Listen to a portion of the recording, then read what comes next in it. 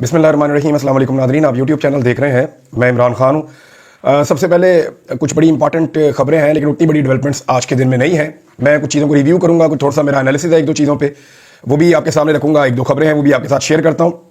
इस हुकूमत ने नाज़रीन वो तबाही फैलाई है पाकिस्तान के अंदर कि कोई भी तबका ऐसा नहीं है जो एहतजाज नहीं कर रहा। सियासतदान एहतजाज कर रहे हैं, आम लोग एहतजाज कर रहे हैं, हत्ता के वकला एहतजाज कर रहे हैं, सहाफ़ी अलग एहतजाज कर रहे हैं, अदलिया को तबाह कर दिया, वकील एहतजाज कर रहे हैं, जो मीडिया को तबाह कर दिया, जो इस वक्त काला कानून लाए हैं उसके ऊपर मीडिया एहतजाज कर रहा है, ताजिर एहतजाज कर रहे हैं, नौजवान एहतजाज कर रहे हैं, किसान एहतजाज कर रहे हैं, मजदूर एहतजाज कर रहे हैं, दिहाड़ीदार तबका जो है उसका नुकसान हो रहा है, किसी की रेडी तोड़ देते हैं, किसी का छोटा मोटा वो बेचारे ने बनाई होती है दुकान वो तोड़ देते हैं। अच्छा, आप ये तजावज़ात के नाम के ऊपर ये एक्शन होते हैं, दुनिया भर में होते हैं, लेकिन जो हुकूमत होती है ना उसका काम होता है लोगों की फलाह।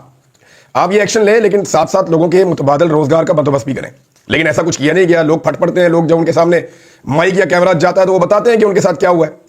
बहरहाल इस हुकूमत ने बहुत मायूसी फैलाई है और बहुत ज़्यादा एहतजाज हो रहे हैं दुनिया भर में। जहाँ पे इनकलाब आते हैं ना नादरीन, वो कोई महंगाई की वजह से नहीं आते, या कोई बैड गवर्नेंस की वजह से नहीं आते, या कोई इस तरह के मामला जो है उनसे दुनिया के अंदर इनकलाब नहीं आते, या बड़ी तहरीकें खड़ी नहीं होती।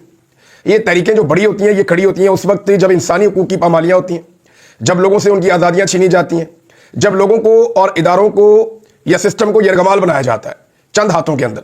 जब पुतली तमाशा शुरू होता है तो उस वक्त दुनिया में इनकलाब आते हैं, बड़े एहतजाज होते हैं, बड़ी तहरीकें चलती हैं। तो पाकिस्तान में ये लवाजमत तकरीबन पूरे हैं, लेकिन अभी तक हम ये देख रहे हैं कि एफर्ट होती ज़रूर है।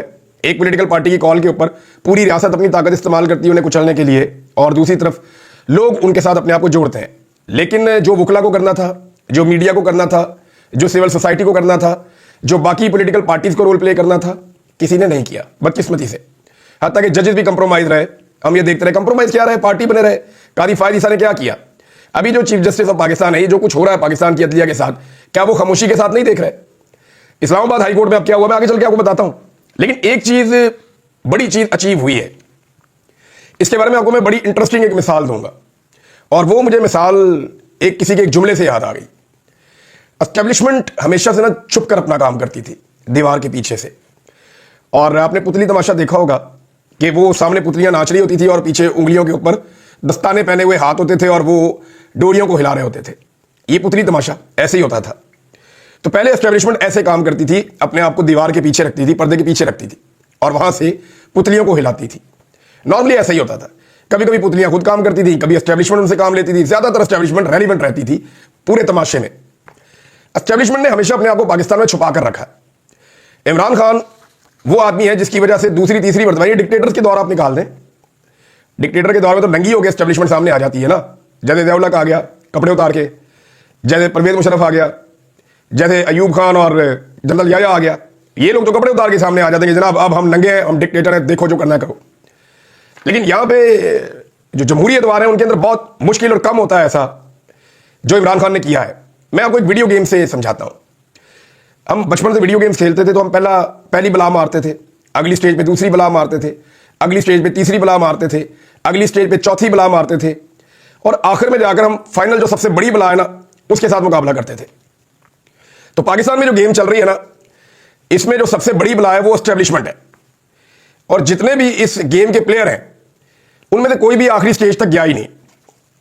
मिसाल के तौर पर डिक्टेटर के एतवार की बात नहीं कर रहा मैं, ये जो मौजूदा सियासतदान है, जो नवाज शरीफ हो गया, जरदारी हो गया, बेनजीर हो गई, बाकी लोग हो गए, ये गए ही नहीं आखिरी जिन तक या आखिरी बला तक जो इस वीडियो गेम की आखिरी बला है एस्टेब्लिशमेंट पाकिस्तान की। कोई तीसरी स्टेज पे हार गया, कोई चौथी स्टेज पे हार गया, कोई पांचवी स्टेज पे हार गया। तो इमरान खान ने अपने लोगों के साथ मिलकर एक एक एक एक करके सारी स्टेजेस पार की हैं और सारी बलाओं को शिकस्त दी है।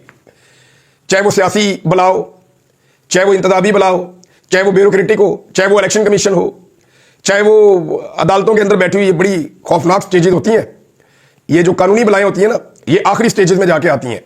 और फाइनली इमरान खान इस वक्त पाकिस्तान की सबसे बड़ी बला, यानी सबसे बड़ी बला तक पहुंचने में इमरान खान कामयाब हो गया और अब एस्टेब्लिशमेंट के सामने खड़ा है। ये वाहिद आदमी है मौजूदा पूरी सियासी क़यादत के अंदर जो इस सियासी गेम के अंदर आखिरी बला तक पहुंच गया और उसके सामने खड़ा है। अब ये आखिरी स्टेज है, इमरान खान ने पार करनी है। ये इमरान खान की कामयाबी है। इसको सिंपल करें तो ये है। बाकी सारे जो है वो कहीं ना कहीं फारग हो गए और उन्होंने नया टोकन लेके दूसरी गेम शुरू कर दी, जूते पॉलिश वाली। तो वो जूते पॉलिश वाली गेम में चले गए। इमरान खान वाहिद आदमी है जो इस गेम को एंड तक लेकर चला गया है और अब एस्टेब्लिशमेंट वाली बुला सामने खड़ी है और मजे की बात यह है कि वो जख्मी है। इमरान खान ने ठीक ठाक डैमेज कर दिया उसे। अब आपको याद होगा जब हम गेम खेलते थे ना तो आखिरी बला मेरा जब हम गेम खेलते थे ना तो मेरे एक दोस्त ने एक दिन एक वाकया मुझे याद है कि उसकी वो आखिरी बला पे पहुंच गया। एक बड़ी मुश्किल गेम थी। तो जिन लोगों के हाथों में अपने टोकन थे ना उसके खत्म हो गए तो वो अपने टोकन डालते जा रहे थे कि मार मार इसको हम देखना चाहते हैं, इसके बाद इस गेम का इख्तिताम कैसे होता है। तो लोग अपने टोकन डाल रहे थे और अगर इमरान खान को जितवाना है तो पाकिस्तानियों को अपने टोकन डालने पड़ेंगे। इमरान खान के टोकन खत्म हो जाए इससे पहले आप सबको अपने टोकन डालने पड़ेंगे और इमरान खान साहब ने उसका बंदोबस्त कर लिया है।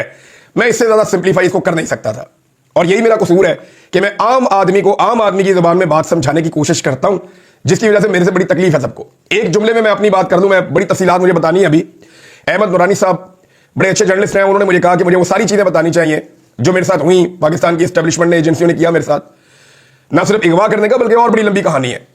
तो मैं एक इंटरव्यू करूंगा, एक दो तीन इंटरव्यूज करूंगा, बल्कि उनमें सारा कुछ बताऊंगा। मैंने ये सब कुछ मैंने बताया हुआ है, लेकिन इतना लंबा इंटरव्यू तो नहीं होता ना। वो टुकड़ों के अंदर कभी कोई चीज बता दी, कभी कोई चीज बता दी, कभी ये बता दिया, ये सही नहीं उठाया था, कभी ये बता दिया, फलाने जगह पे रखा था, कभी ये बता दिया, मेरे से मांगते क्या थे, कभी ये बता दिया, टॉर्चर कैसे करते थे, वो सारी चीजें मैंने बताई हैं। लेकिन मैं पूरी तफसीलात के साथ, वो ठीक कह रहे हैं, उनका आइडिया अच्छा है, मैं इसके ऊपर काम करूंगा। नाज़रीन, एक कार्टून छपा है डॉन अखबार में और ये इस वक्त अक्कासी कर रहा है पाकिस्तान के हालात की। जरा आप ये कार्टून देखें। आप डॉन अखबार में जो कार्टून छपा पहले वो देखें, फिर उस कार्टून में पाकिस्तानियों ने एक तरमीम की है, फिर आप वो वाला कार्टून भी देखें। ये जो कार्टून छपा है इसके ऊपर एक स्टेट, रियासत का एक छत बनी हुई है, रियासत की एक इमारत बनी हुई है, उसके 4 पिलर है। और ये वैसे कहा भी जाता है कि रियासत अगर एक इमारत है तो उसके 4 सतून है, जिनमें से एक जनाब पार्लियामेंट है, एक एग्जीक्यूटिव है, एक जुडिशरी है और एक मीडिया है।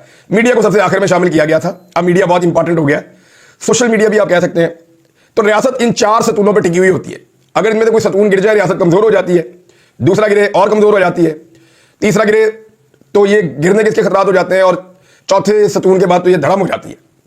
तो इन्होंने दिखाया जी कि मीडिया का सतून भी गिर चुका है, जुडिशरी का सतून भी गिर चुका है, पार्लियामेंट का सतून जो है वो बहुत बुरी हालत में है, जगह जगह से टूटा हुआ है और गिरने के करीब है, जबकि एग्जीक्यूटिव जो है उसका सतून इस वक्त खड़ा है।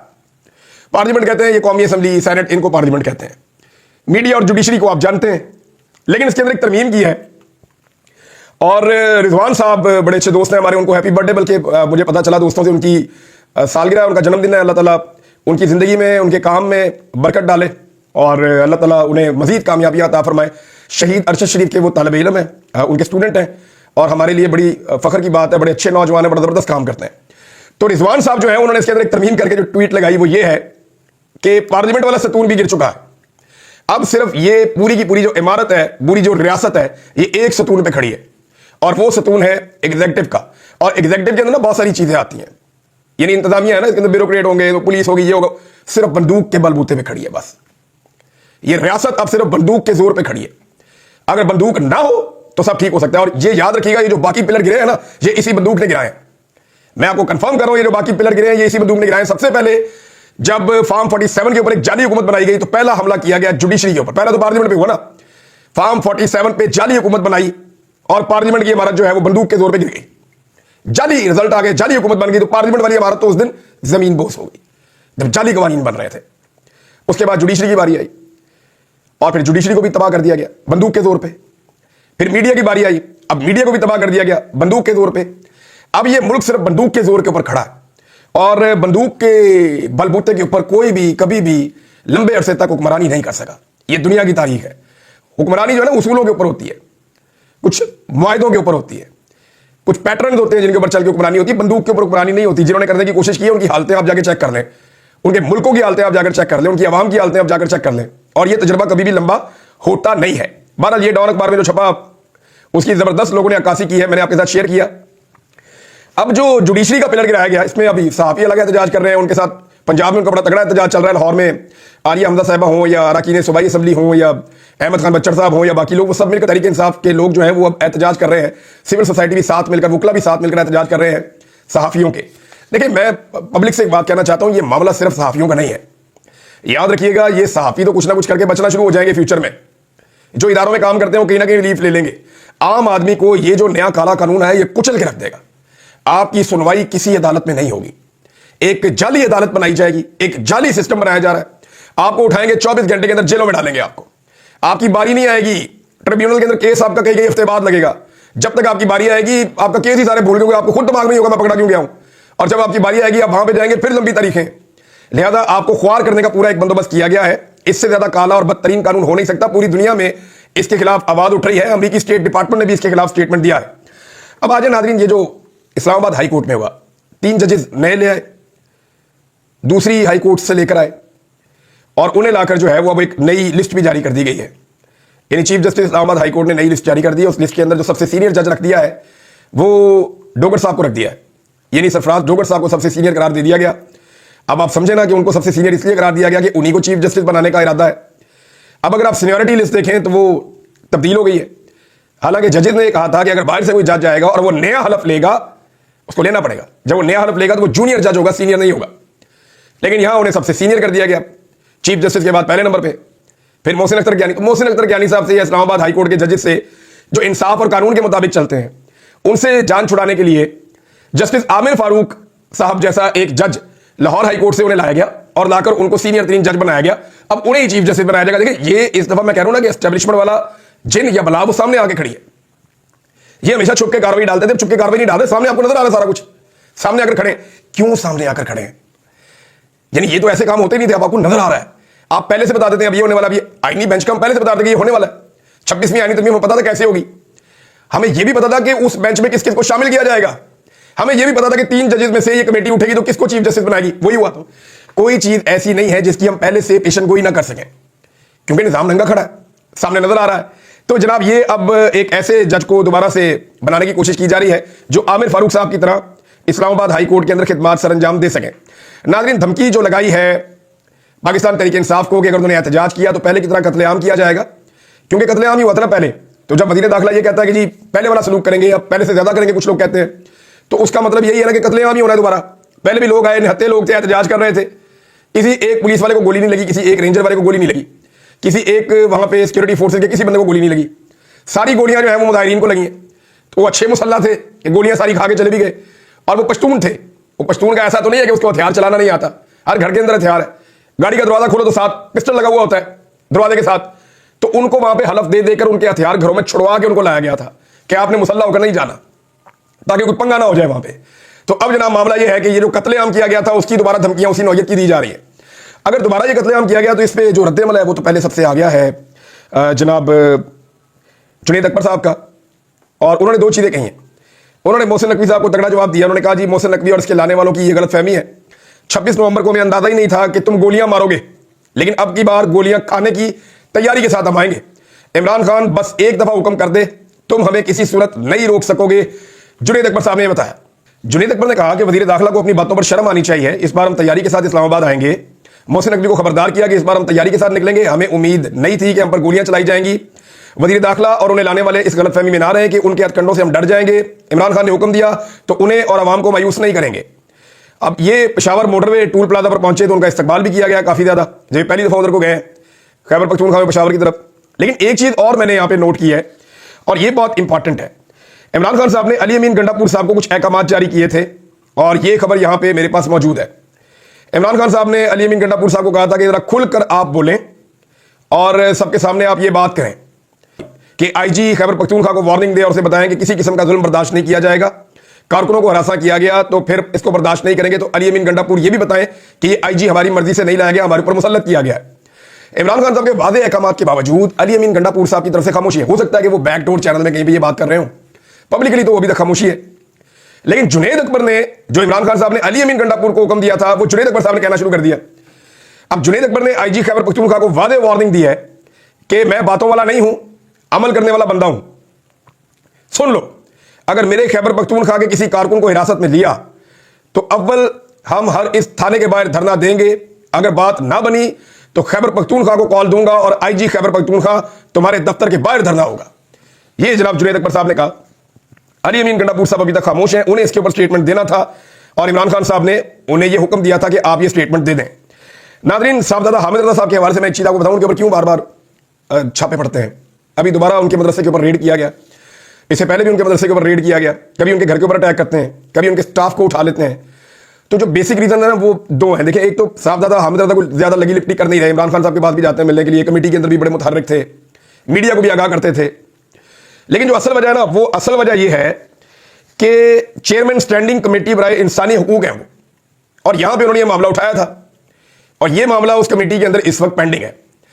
यहां पे कुछ इख्तियारात हैं उनके पास चेयरमैन होने के नाते, क्योंकि वो स्टैंडिंग कमेटी बराए इंसानी हकूक के चेयरमैन है साहबजादा हामिद रजा, तो वो उन इख्तियारात को इस्तेमाल करना चाहते हैं और उनको यहां ब्लैकमेल किया जा रहा है। रियासती ताकत से उनको दबाने की कोशिश की जा रही है कि ये वाला काम आप ना करें, और वहां पे डिलेइंग टैक्टिक्स इस्तेमाल किए जा रहे हैं, और इसी सिलसिले में ये छापे वापे पड़ते हैं। ये इसको दो एंगल से आपने देखना है। सिर्फ ऐसा नहीं है कि साहबजादा हामिद रजा को बिला वजह टारगेट कर रहे हैं, और लोग भी हैं, उनको क्यों नहीं कर रहे।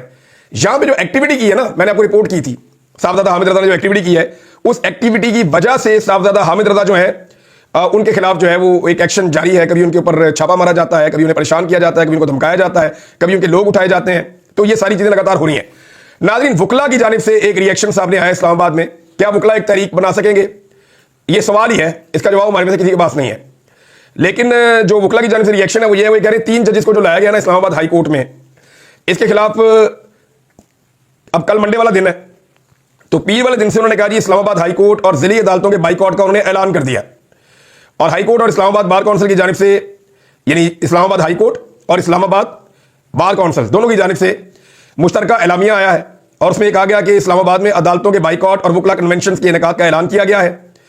और प्रेस कॉन्फ्रेंस के अंदर जनाब जो वकला रहनुमा उन्होंने कहा कि हम ये तैनातियां मुस्तरद करते हैं, ये जज जहां से आए हैं हम इन्हें वहीं वापस भेजेंगे। ये बदनीयती के साथ इन जजेस को ट्रांसफर किया गया है। अदलिया की आज़ादी पर हमला हुआ है। मुल्क भर की बार काउंसिल से मुतालबा करते हैं कि अदालती कार्रवाई का बाइकआउट करें, और जो हमारे वकला कन्वेंशन हो रहे हैं उनमें शिरकत के लिए निकल पड़े।